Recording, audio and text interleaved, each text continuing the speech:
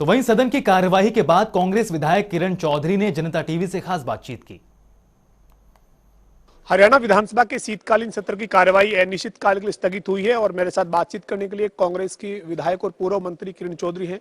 Ma'am, 4 दिन की जो ये कार्यवाही रही है, इसमें अंतिम दिन मुख्यमंत्री ने तमाम मुद्दों पर जवाब दिया और मुख्यमंत्री के जवाब से सबसे पहले मैं ये जानना चाहूंगा, आप कितने संतुष्ट हैं?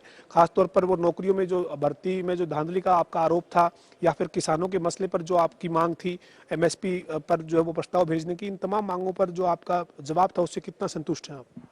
बहुत सारे ऐसे मुद्दे थे जो सदन पटल के ऊपर जो है मैं लेकर आई हूँ और उसका जो जो है खाली एक उसके ऊपर चर्चा जरूर करी, वो अरावली पर भी, और वो भी जो है जो कहा गया जिस तरह से, तो उन्होंने कहा कि हाँ इसको दिखवा लेंगे कि जो, क्योंकि अरावलीज आप जानते हो ये हमारी बहुत ही संरक्षित क्षेत्र है और इसको किसी भी तरह से छेड़छाड़ अगर करी जाती है तो ये हमारे पर्यावरण के साथ छेड़छाड़ है।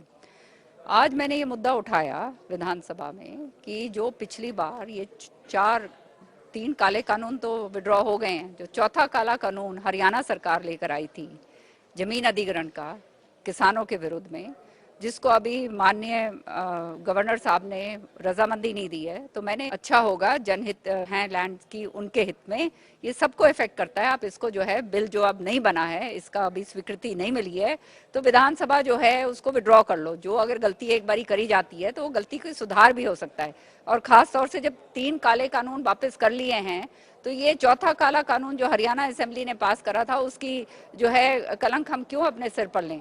लेकिन आपने देखा किस तरह से जो है उसको उसके ऊपर बात करी गई और बात सुनने के लिए तैयार ही नहीं थे। तो समझ सकते हैं आप अच्छी तरह से कि ये बिल लाने का मकसद केवल एक है कि पूंजीपति भाइयों को फायदा पहुंचाया जाए। मैम, जो आज 6 विधेयक पारित हुए, जिसमें से एक विधेयक है आबकारी संशोधन नीति 2021, उसमें आपका ऑब्जेक्शन था। आपने चर्चा के दौरान ये कहा कि ये हरियाणा के युवाओं के लिए ठीक नहीं है। वो क्या बिल है और आपका ऑब्जेक्शन क्यों है उसके ऊपर? ये आबकारी नीति के अंदर जो है ये बदलाव करने जा रहे हैं और उसके अंदर एक अमेंडमेंट लेकर आए कि पहले जो 25 साल की उम्र थी जिसके तहत जो है ये किसी को भी नौकरी नहीं दी जाती थी। अगर कोई ठेका लेना हो तो वो 25 साल से नीचे होता था, उसको ठेका नहीं उसके नाम से मिलता था। कोई अगर जो है वेंडिंग करनी हो, किसी के इधर से उधर जो है ये जो वेंडर्स होते हैं उनको भेजना होता था, वो 25 साल की उम्र थी सारी तय। लेकिन ये सरकार ऐसी सरकार है जिसने युवकों के साथ इतना बड़ा खिलवाड़ कर दिया है। पहले ही आप जानते हैं कि 75% जो है नौकरी का इन्होंने वायदा करा, वो नौकरी तो दी नहीं। अब जो है ये नौजवानों को जो है 25 साल से लेकर 21 साल पे करने का मकसद मतलब ये है कि पूरा नशेड़ी बना दो उनको अच्छी तरह से। जो हमारा नौजवान बच्चा है वो तो भटक जाएगा। और हमने देखा कि किस तरह से ये कोविड काल के अंदर इतना जबरदस्त धांधली हुई, इतना बड़ा ये जो है कांड हुआ, ये जहाँ पे शराब की ये पकड़ी गई और उसको जो है विजिलेंस ब्यूरो को दिया गया।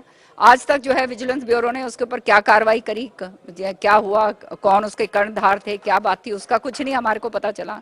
सो ये लाइसेंस एक 21 साल के बच्चे, जिसका आप जानते हो कि मेच्योरिटी लेवल जो है उतना नहीं होता, वो 21 साल के बच्चे के हाथ में आप जो है एक लाइसेंस टिका रहे हो, तो ये अच्छी बात थोड़ा है। मैंने कहा कि आप लाइसेंस की बजाय आप रोजगार दो उस बच्चे को। लेकिन उनका तर्क क्या था, ये भी बड़े हैरानगी की तर्क था कि इतने सारे बच्चों के, इतने सारे लोगों के ऊपर जो है केसेस दर्ज करे जा रहे हैं। तो केसेस अगर दर्ज हो रहे हैं तो इसका मतलब कोई ना कोई उनके ऊपर अंकुश है ना, इसलिए तो केसेस दर्ज हो रहे हैं। जब आप खुलेआम उनको लीगलाइज कर दोगे, 21 साल के बच्चे का लीगलाइज कर दोगे, तो 21 साल को तो आपने लीगलाइज करा है, इसका मतलब ये आने वाले टाइम के अंदर जो है 16-17 साल के बच्चे वो भी खराब होंगे। तो ये नहीं, आप मेरी बात सुनिए, ये बहुत ही एक अहम बात जो है ये रखी गई। और फिर उन्होंने कहा कि पड़ोसी राज्य के अंदर जो है ये है वो है, तो हमने उनको ये बताया पड़ोसी राज्य आप गोवा और दिल्ली की बात आप गिना रहे हैं, आप अपनी तरफ देख लीजिए, बीजेपी सरकार है। गुजरात के अंदर जो है वहां पर जो है पूरी तरह से नशाबंदी पूरी बंद है। आप बिहार में देख लीजिए वहां बंद है। तो आप ये किस तरह से बात कर सकते हैं? इसका मतलब तो जो मोदी जी का गुजरात है वो भी आपके रास नहीं आ रहा है। और महिलाओं के ने कितने बड़े बड़े आंदोलन करे हैं, क्योंकि आप जानते हैं कि बच्चों को बचाने के लिए एक तरीका यही था कि इनको दूर रखा जाए। लेकिन जो है अब तो ये पूरे हरियाणा को जो है टिपलर्स बना के छोड़ना चाहते हैं, वो इन्होंने आज कर दिया।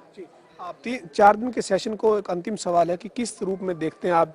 तमाम जनहित के मुद्दों पर सरकार का जो जवाब है या फिर विपक्ष 2 मुद्दे उठाना चाहता था, उन पे बात हो पाई?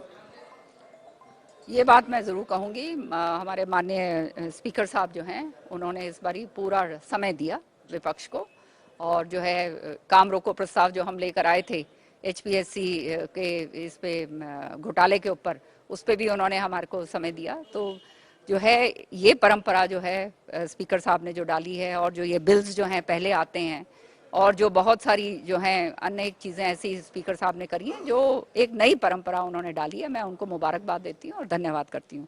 लेकिन सरकार की जहाँ तक मुद्दे की सवाल है, आपने देखा हर तरीके से जब मंत्रियों से पूछा जाता है तो गोलमोल करके जवाब मिलते हैं। जो जवाब पूछे जाते हैं उनका जवाब का कोई उत्तर नहीं आता है।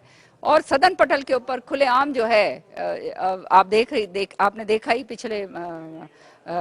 पिछली कल के दौरान आपने देखा कि किस तरह से जो है खुलेआम ये कह रहे हैं कि डीएपी की, यूरिया की, खाद की कमी नहीं है। सदन पटल पे बोल रहे हैं, और उनके खुद के हलके के अंदर जो है रात को लोग 2:30 बजे से जो है रात को खड़े हो रहे हैं, 5 बजे से लेकर दोपहर तक जो है कड़कती ठंड के अंदर बैठे हुए हैं। कोई चाय पानी की व्यवस्था नहीं है।